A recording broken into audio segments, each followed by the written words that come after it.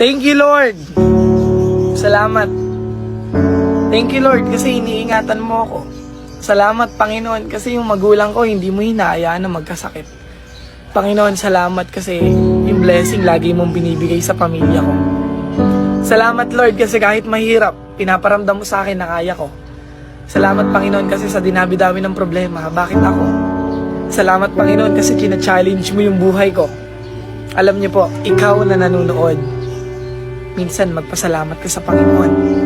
Maganda man o pangit yung nangyayari sa buhay mo, matuto kang magpasalamat sa Panginoon.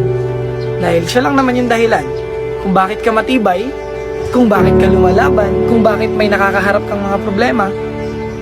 China-challenge ka ng Panginoon dahil alam niyang kaya mo. Alam niyang mapagtatagumpayan mo. Kaya thank you, Lord. Salamat, Panginoon, kasi makulit man ako, nakakalimutan ko man madalas na manalangin sa'yo.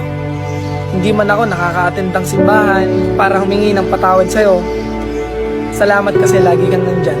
Ginagabayan mo yung pamilya ko, binibigyan niyo po ako ng lakas, tinutulungan niyo po akong bumangon. Kaya bago po ako magtapos, gusto kong iwan sa inyo to. Magpasalamat ka sa Diyos, may kailangan ka man o wala. At yun yung pinakamahalaga. Kasi totoong